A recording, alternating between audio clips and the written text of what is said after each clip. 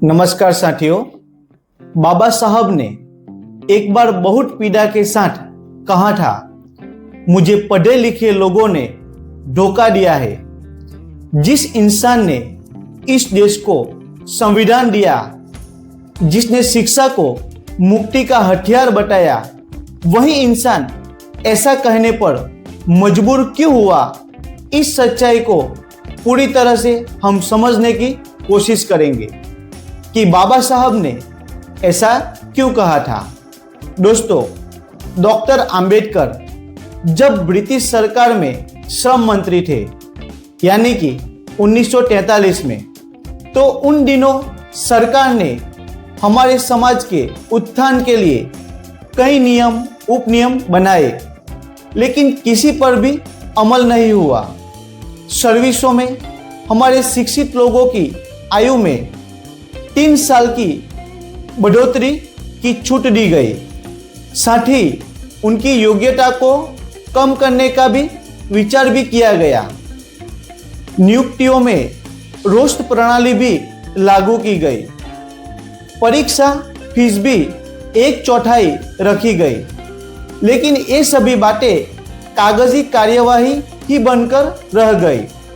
Doctor Ambedkar जब स्वयं viceroy के मंत्रिमंडल में आए, तभी इन नियमों को लागू करवाया गया। यही नहीं, उन्होंने लॉर्ड लिन लिथगो वायसराय को एक स्मृति पत्र दिया, जिसमें कहा गया था कि अलीगढ़ मुस्लिम यूनिवर्सिटी और बनारस हिंदू विश्वविद्यालय के लिए 3-3 लाख रुपए का प्रतिवर्ष अनुदान दिया जाता है। उतना ही अनुदान अछूतों की शिक्षा के लिए भी मिलना चाहिए। तो दोस्तों, 3 लाख रुपए, यानी कि 1943 में 3 लाख रुपए का मूल्य बहुत ज़्यादा था, क्योंकि उस वक्त 30-35 रुपये 10 ग्राम सोना मिलता था, और अभी 10 ग्राम सोने की कीमत 1.5 लाख रुपये है। यानी आप अंदाज़ा लगाइएगा कि उसका मूल्य आज के हिसाब से करोड़ों में होगा। उसे अछूत बालकों की ऊंची शिक्षा पर खर्च किया जाना चाहिए।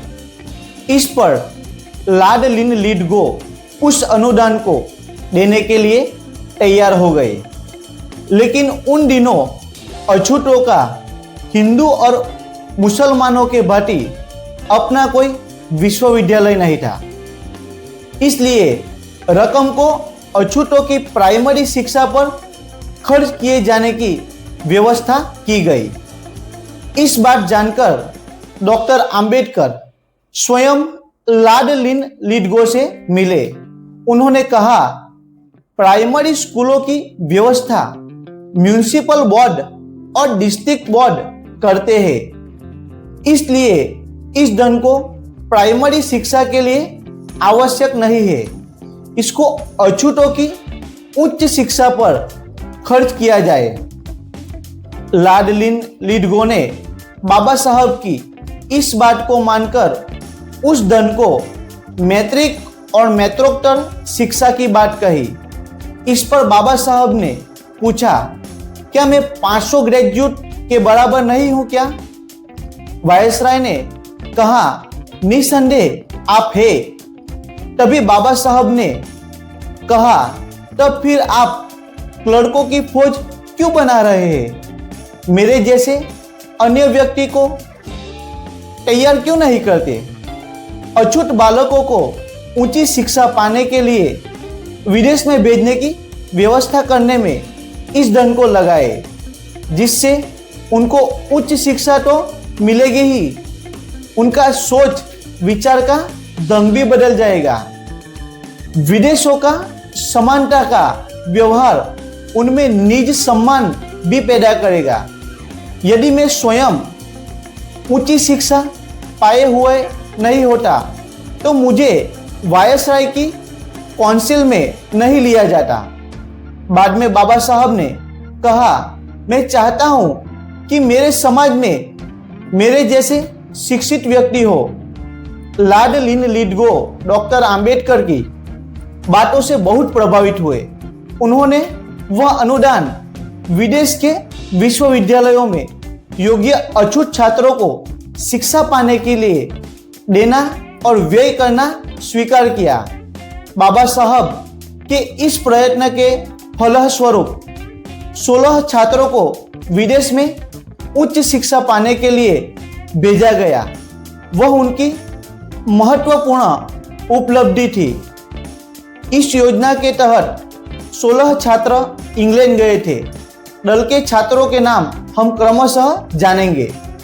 पहले थे सर्वमान्य कंटोला, दूसरे रणदेव सिंह चौधरी, तीसरे आरपी कयाल, चौथे एमए कांबले, पांचवे एसवी गायकवाड़, छठे एमआर बोबडे, सातवें एनजी उके, आठवें एमएन वानखेड़े, नौवें डीएस जेजुरीकर, 10वें टीपी आवले, 11वें एलआर बेहरा, 12वें वाईसी गायकवाड़, 13वें श्रीधर मल्हारी डीखरे, 14वें एआर कयाल, 15वें वीबी कदम, 16वें बीडी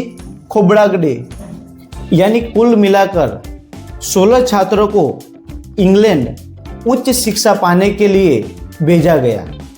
इन छात्रों के बारे में यह बताना जरूरी है कि केवल एनजी उके जी को छोड़कर बाकी के छात्र ऊंचे ऊंचे पद पर तो पा गए, मगर कथित तौर पर अपने दबे पिछड़े समाज की दशा सुधारने के स्थान पर शासक जातियों की संस्कृति के स्थान पर शासक जातियों की संस्कृतियों के गुलाम बनकर रह गए, मंडी निर्माण और व्यर्थ कर्मकांडों में लग गए।